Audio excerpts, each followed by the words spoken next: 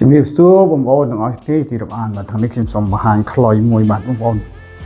ខ្លុយខ្មែរយើងបាទផលិតផលខ្មែរស្អាតបងប្អូនបាទទី1គឺឈើត្នោតបាទត្នោតទី2ក្រហមនេះគឺធ្នង់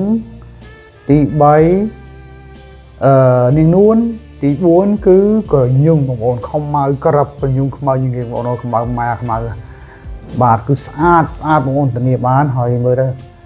ខ្ញុំថតច្បាស់ដឹងថាវាស្អាតបែបណាបាទសូមអញ្ជើញមកទស្សនាដោយរីករាយបាទនេះស្អាតបងប្អូនខំម៉ៅក្របថ្នោតរៀងកាឡាដូចក្រួចដូចពងក្រួចអត់បញ្ហាពងក្រួចក៏ឆ្ងាញ់ដែរហ្នឹងហើយនេះស្អាតបាទស្អាតហើយខ្ញុំថតមួយឲ្យមើលច្បាស់ហ្នឹងនេះមួយនេះគឺស្អាតនេះបាទថ្លៃណោស្អាតបាទអេហ្នឹងហើយទិញដាក់តាំងក៏បានទិញកាន់ដើរលេងក៏បានទិញផ្លុំលេងក៏បានស្អាតខ្មៅណា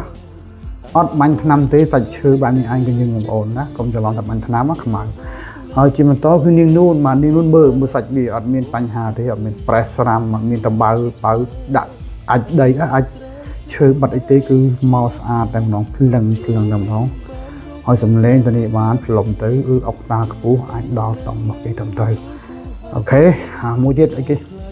នេះនាងនួនសំទោសធ្នង់ចេះច្រឡំនាងធ្នង់គឺក្រហមឆ្អិនឆ្អៅមានបំពាក់ទៅដោយក្បាច់ដូចគ្នាដែរហើយមានកលាចេះបងប្អូនកលាចេះតែមិនខៅភ្នែកអញ្ចឹងក៏ស្អាតដែរអីហេតុបញ្ហាអត់មានបញ្ហាបែបទេគឺស្អាតមួយទៀតគឺដើមថ្នោតផាំត្រីបាទគឺស្អាតដូចគ្នាបាទពណ៌ពងក្រួចបាទពងក្រួចសុទ្ធឬក៏មេក្រួចដូចគ្នាអត់បញ្ហាទេគឺសម្បល់ស្អាតបាទយើងមាន4នេះឯង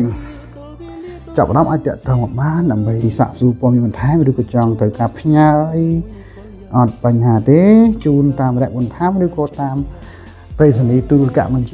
នាគមន៍កម្ពុជាដែលជាស្ថាប័នរដ្ឋសម្រាប់អ្នកក្រៅប្រទេសអត់បញ្ហាទទួលការដឹកជូនដល់ដៃបាទស្អាតស្អាតមែនទែនមកស្អាតហើយនឹងឲ្យដាក់តាំងក៏ស្អាតហ្នឹងបងស្អាតអេខ្ញុំស្រឡាញ់ហើយឧបករណ៍ភ្លេងខ្មែរខ្ញុំស្រឡាញ់ហើយអូខេ very nice thank you so much everybody